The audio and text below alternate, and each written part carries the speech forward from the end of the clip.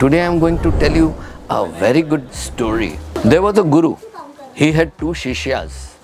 Daily in the morning, shishyas used to go all across the forest, collect the food, water and everything for the guru and for themselves, and then they used to come back to their hut, share the food, share the water, pray God and forget the world. Once upon a time, one day what happened, these two chelas, which we call in Hindi, they were the followers of the guru. They were just walking across the forest and there was a big river flowing across the forest. They saw a girl, very beautiful, very nicely dressed, looking very graceful, sitting there worrying about something, crying, weeping. These both the shishyas, they thought for a moment and then said they must help this girl. Maybe she wants to have some food or she is not feeling well, something of the kind. One shishya says, "Chal bhai, let us go and help her out." The other one said, "No, sorry, we cannot touch her. We cannot touch her because Guru will be very much unpleased with the fact that we are in contact with a girl, and in our organization, in our own life, we have no permission to touch a girl. Forget about speaking to her." Still, the junior shishya said, "Oh, please, let us go and talk to her." They went to the girl. One of the shishyas asked, "What is the problem, madam? Why are you crying?" What she said was, she said, "I want to cross the river. I want to cross the river and I don't know how to swim. Can you please help me?" Both the shishyas looked at each other because they had pledged Guru that they will not be touching a girl or any woman. Still, one of the shishyas says, "Oh ma'am, I'll take you." He just picked up the girl on her shoulder and crossed the river. The moment they crossed it, the other shishya standing on the other bank of the river was so much shocked and furious. He started thinking, what this nonsense? Breaking the rules set by the Guruji? I will not tolerate.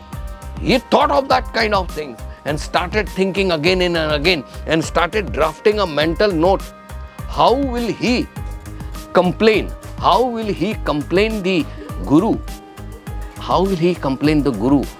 What will be the type about this Shishya who has voluntarily volunteered the rules set by the Guru? This is the problem. He was furious, very angry with him. He was all furious.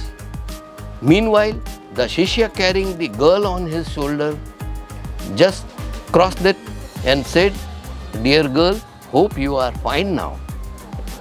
The girl says, "Thank you. I am the princess of the palace and I had no vehicle to cross, neither boat nor raft or a wood log, anything to cross the river, and you helped me out. Thank you very much." "Oh, it's okay, madam."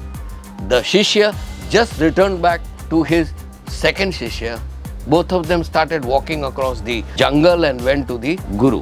When they reached the Guru, the Shishya who had carried the girl on his shoulder was very much pleased and very much relaxed. But the Shishya who saw this incident that his colleague had touched the girl, lifted the girl and he took the girl on his shoulder and swam all across the river, was very much furious, all with big eyes and what not. He was very much annoyed with this thing.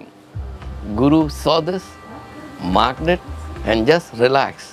Guru asked the helper to bring the food, bring the lunch for the Shishyas. They brought it and they started eating it. One of the Shishyas started eating very peacefully.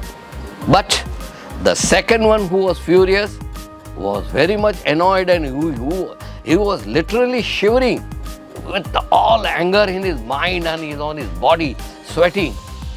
Guru said, "Hey, what's the problem with you? Why are you so much furious and why are you angry? What is the problem?" He stood up, he said, "Guruji," and started saying everything. He started complaining about his colleagues, what wrong he had done, and he is very much annoyed on it, and he has broken the rules. His Shishya should be punished, blah, blah, blah, etc., etc., etc. He started saying all nonsense.